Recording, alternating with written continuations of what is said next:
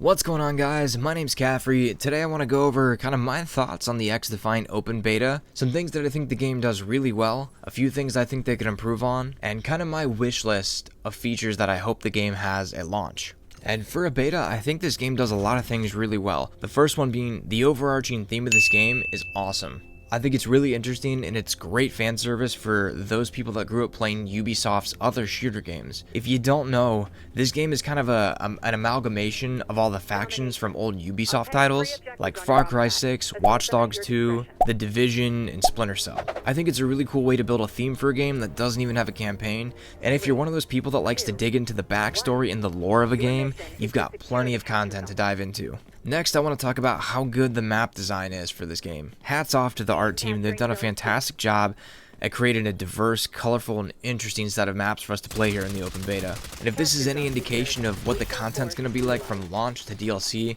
I think we're going to be in for a good time. The maps they've given us for the open beta are really diverse, colorful, and interesting to play. A game could have the best weapon systems, movement, or anything else that you want in a shooter game, but if the maps are lifeless and formulaic, it's just not going to hold your attention and it's going to get boring. I think they've managed to strike a really good balance with a variety of map sizes, layouts, and different locations. They cover a pretty broad range of map designs, from small 3-lane style maps reminiscent of something like Shoot House from Modern Warfare 2019 to big team maps with lots of different lanes, angles, and sightlines to take. So kudos to the map design and art teams over at Ubisoft. You guys are absolutely crushing it. Up next, let's talk about the weapons, the attachment systems, and the time to kill. So far in the open beta, we have access to 24 weapons. I will say I'm happy with the selection of weapons that we have so far. Most of the guns have their own strengths and weaknesses, so you can really choose one that supports the playstyle that you want to go for. I think the SMGs could use a little bit of love, but I'll cover that later in the things to improve on section. The attachment system is really good, and you can tell they've put a lot of time and thought into it. When building your loadout, you can tell that they've intentionally made it very clear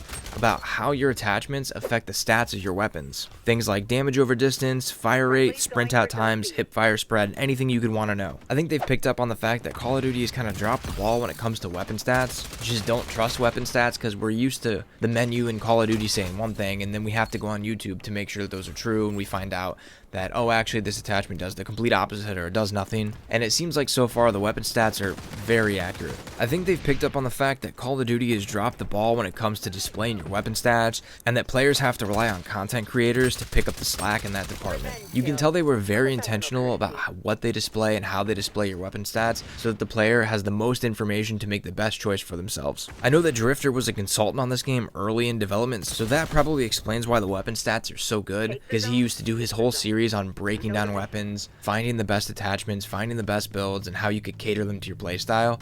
And he would also verify the stats of the weapons and let you know if the effect that attachment was supposed to have on your gun in Call of Duty was actually correct. So let's talk about time to kill. I'm going to go out on a limb here and say most players probably prefer a medium to longer time to kill, and I think the time to kill in this game right now is pretty solid. It's in a good spot, but it feels inconsistent sometimes, and I think the reason that it feels inconsistent is because the time to kill can be very fast up close, especially if you land a couple headshots, but at long range it can feel like you're just unloading an entire magazine into somebody and they don't die. I'm not sure if this is by design or if they're still looking for feedback on this, but I think if we could bring in both ends of the spectrum, if the TTK up close could be just a little bit longer and the time to kill at range be just a touch faster, I think it would feel a lot more consistent and players would like it a lot more. Now, before we continue on with the video, I'm going to do a shameless plug.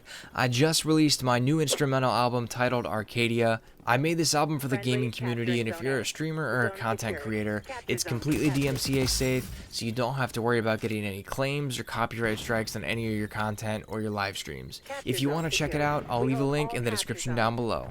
Now let me talk about some things that I think could be improved between now and when the game fully launches. I talked about how most of the weapons feel like they have their own personality, they cater to their own playstyle, and they have their own uniqueness. But the SMGs lack a little bit in this department, and it seems like all the SMGs melt up close and you're shooting marshmallows at distance, which as a broad balancing strategy, I think makes a lot of sense, and I actually like that.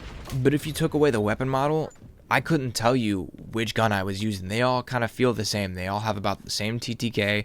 They feel like they all have about the same amount of recoil, and they all have about the same weapon stats. Which, by the way, I don't know if anyone that plays this game or the dev team is aware of this, but I tested like 7 to 10 different weapons, and they all had about damn near the same recoil pattern. I don't know if that's a bug or if that's intentional, but I hope there's a little more variety when the game fully launches. I'd like to see the SMGs kind of tuned a little bit so that each one is a bit more unique and kind of caters to a specific situation or playstyle. For example, in Black Ops Cold War, we had the MAC-10 with a super high fire rate, but it had a ton of recoil. So you would melt people up close, but it was really difficult to use, even in those close to mid-range. Once you started getting to like the 15-meter mark, and definitely you cannot use it at long range. Whereas the LC-10 was kind of the master of all trades, all-around good SMG, and you were going to lose out to guns like the MAC-10 up close. It was usable up close, but you could also use it in more of those mid-range gunfights. And if you had to, you could make do with it in longer range gunfights, although not ideal. So overall, I'd like to see the SMGs tuned so they kind of have their own personality and cater to a more specific playstyle, instead of just the run-and-gun playstyle for all of them. That brings me to the next point, which is the movement in this game.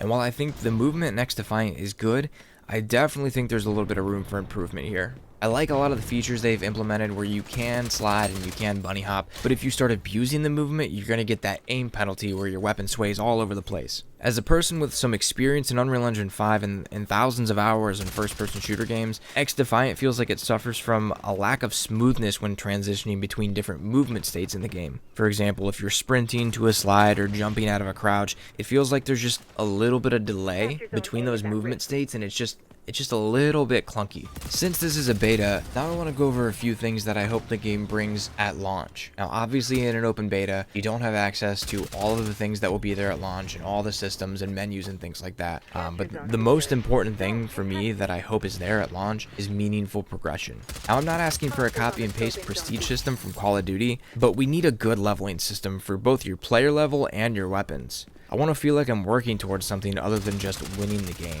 Now, the studio head Pixels of Mark has said they're working on a prestige system, but it won't be there at launch.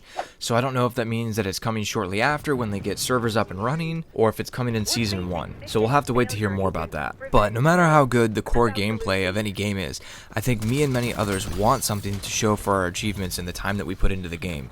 Look at Halo Infinite, for example. The game was good, and a lot of classic Halo fans were happy with the return to form of how the gameplay felt. But all progression in that game was either stripped from the game and moved to the shop, or it was just missing entirely, and the player count declined very quickly. And that brings me to my next point that ties into progression a little bit, is I want unique, earnable cosmetics that can only be earned and not purchased from the store. I think we need a clear separation between earnable and unlockable cosmetics and things that you can buy in the store, because when I see somebody with a certain camo or a skin in the game that you can't buy, it's really cool because you know they did that difficult thing to earn it. That's why things like Dark Matter or Orion camo in the Call of Duty games are so sought after, because you can't buy them. As a big fan of Black Ops 4, that game's a perfect example of earnable cosmetics compared to buyable ones.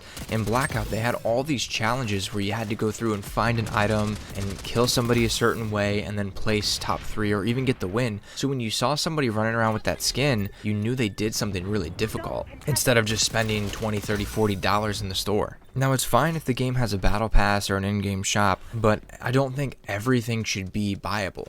And it really hurts the replay value of a game when all the progression is moved to the store. I think another cool idea that Xdefiant could expand upon is kind of take a page out of Apex Legends book. It could have lifetime stat trackers. They could show up, at the end of the game when you have player of the game, or it shows your team's performance in the game, or even on the, the death recap when somebody kills you. You could have things like longest kill streak, total kills, headshot accuracy, most kills with that character, anything like that. This would be a great way to add organic player retention instead of the bullshit challenges we get in Call of Duty where you have to get 2 knife kills in 15 different matches, and if you back out, they don't count. I think Xdefiant's a really solid game. I hope they polish it up and really get it ready for launch, and they don't make the mistake that a lot of AAA studios do, where they send it out and it's not really ready to launch just because they want to hit that Q4 window for the revenue for Christmas. So leave your thoughts in the comment section down below if you agree or disagree with me. Is there something that you hope comes at launch that's not in the beta? If you want to stay up to date with Call of Duty, Apex Legends, Xdefiant news, consider dropping a sub, and I'll catch you in the next video.